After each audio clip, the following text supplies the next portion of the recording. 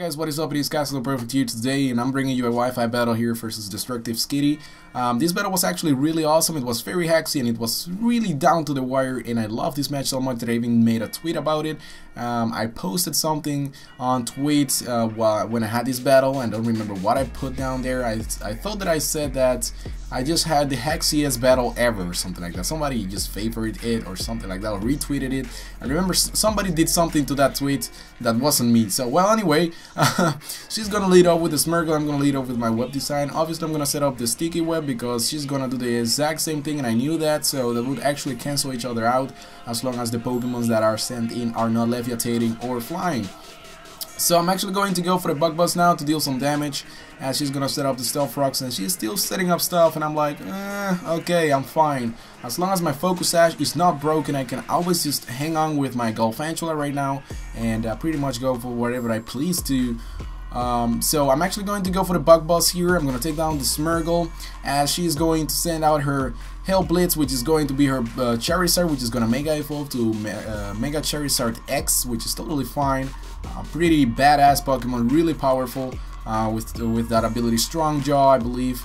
And I'm just gonna drop a Thunder on this thing, and I was really crossing my fingers and hoping for the Paralysis X, which I don't get, which is totally fine. She's gonna drop the Flare Blitz on my Golfantula, and that is actually gonna bring me down to my Focus Sash. Now at this point I was rather confused of her play right now. I was like, yeah, I'm gonna drop another Thunder on this guy, and I am definitely not going to kill, considering the fact that the first Thunder did not bypass the 50% damage, so I was like, she's gonna leave that. But she somehow decided to switch out into Zapdos, and this thing is actually going to get a Thunder dropped on the bird. Thunderbird, yeah, that's good. And it's gonna do about 50% damage. That's great. I'm going to drop another Thunder, and unfortunately, because of min-max damage, that is actually not gonna be sufficient to take down the Zapdos, as she's gonna go for the Agility. And I'm like, okay, you can pretty much tell me your secret right now. This is possibly a Baton Pass Zapdos. I'm pretty certain about that. But anyways, she's gonna go for the Roost here, recover the HP a little bit, and then I'm just going to proceed to go for the Bug Buzz, pretty much predicting the what was it again, the Roost, and it does work out, but she decided to just pretty much take me out right now. So I was like, okay, Hidden Power, that's totally fine. I can now pretty much bring out my Ice Age and basically go for the Ice Shard, but I was like, she's gonna predict that she might just switch out or something. So I'm going to go ahead and set up the Stealth Rocks instead of going for the Ice Shard immediately. She's gonna go for the Roost, which is totally fine. I mean, this Zapdos got nothing. This Zapdos got nothing on Ice Age right now, so I'm actually pretty safe. I'm feeling pretty good. I'm gonna set up the Stealth Rocks, and she is going to go for another Roost, which is totally okay. Like I said before, I'm going to go for the Icicle Clash because I didn't want it to overpredict or something like that. I mean, it would totally suck if I went for the Earthquake and she would attack me or something.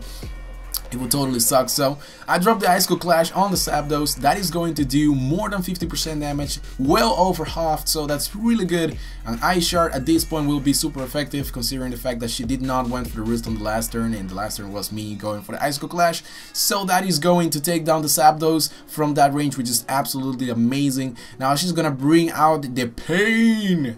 This thing is so annoying, really. Now the Sticky Web is going to do its job, and it's gonna lower the speed of Shinshino by -1. And this thing is actually going to go for the Bullet Seed, as I do go for the switch here, withdraw my Ice Age and go out into the Undead. -1 speed, obviously, because of the Sticky Web. She's gonna go for the Bullet Seed. And I actually decided to just pretty much fast forward this part right here, because it's really a freaking stall I mean, a freaking rain of Bullet Seed all over the place, a Thunder Wave on my Undead, and all I was able to actually pull off was a freaking Toxic Spikes. I wasn't even able to do anything else rather than just that. It was just that powerful. This thing is so annoying, really. If you don't have something that outspeeds a Shinshino, this thing is going to be your biggest nightmare. But anyways, I'm gonna bring out my Empoleon right now. I'm pretty certain that I can take a Bullet Seed, but I totally misclick here, and I was so punching myself in the face at this point because I went for the Agility instead of the Surf, which I actually wanted to go for on the very first time that I send out my Empoleon, or Napoleon, and she's gonna paralyze me, obviously totally negating the speed boost right now. So I was like, fuck, man, Why does this happen to me? Anyway, she's gonna go for the bullet seed, and that is obviously not gonna be super effective, even though I'm actually part water, because my part steel is gonna negate the super effectiveness. That is going to be neutral damage. Now she's gonna hit me 5 times because of the skill link ability that the Cinccino has. I'm going to go for the surf. That is going to most likely going to take it out. That's what I thought at least. But she hangs something like 1 HP, and I'm like, what? This thing is such a pain. Why don't you just go ahead and die in a corner or something like that? Jesus. But she's gonna continue to go for the bullet seed, and this is pretty much going to allow my Napoleon to die peacefully. Well, no, not really. I actually leave on with 15 HP. Oh yeah, I'm gonna die anyway, so. And I meant to say 13. And she gets the flinch because of the King's Rock item, which is, by the way, a hex item, so you are basically not allowed to use that item in competitive play if we go by standard rules. But, well, whatever. I'm not somebody who, like, pretty much starts hating on something like that. I mean, that's okay. It's totally okay. Well, anyway, I'm gonna bring out my Ice H right now, and she has like 1 HP left, so Ice Shard will definitely be able to take down this thing pretty much for the revenge kill. Napoleon did his job, so Ice H pretty much seals the deal here, which is good. And now she's gonna bring out Radimus. Sounds like a freaking renegade name. But, you know, the sticky web is going to happen. She's gonna be poisoned because of this toxic spikes that I put up before. I'm going to go for the Ice Shard right now. That is going to do well over half. That does a lot of damage, which I am totally happy about. And she's gonna go for the Psychic. That is going to be sufficient to take down Ice H. And I'm about to send out my Pincer. I'm gonna Pincer, you know, Pincer. And Abusador is pretty much going to be lowered again by the sticky web. There's so much entry hazards going on in this game. It's insane. Well, anyway, I'm actually going to go for the Mega Evolution. And I'm actually going to start using my Mega Pinsir, as he's actually going to go for what I believe a Thunder Wave. Yeah, but I don't see Alakazam's using that often, so I was like, what the fuck was... What? I'm confused. But anyways, I get paralyzed because of the hacks. And then once again, that's why I actually put up the tweet talking about the hacks about his battle. Like, they were real. They were totally real. It's like para hacks, poison hacks, entry hazards, everything. Flinch hacks because of the King's Rock. What the hell is going on? Well, anyway, I'm able to fire off a return that's gonna be sufficient to take down the Alakazam from that range. I was gonna bring out, or she's gonna bring out her Rush Hour, which is gonna be the Garchomp. The Garchomp is gonna get a -1 speed here because of the sticky web, gonna get poison because of the toxic spikes, but she's gonna cure the poison because of the Long Berry she's holding, and that is not good because she's gonna go for the Swords Dance. And at this point, I was so lucky she decided to go for that, because you'll see what just happened right now. I go for a return because that's what I do, and it does, man, so much damage. Like, it did approximately 90% damage or something like that. I don't think she has even 10 HP left, like something around 9 or 10.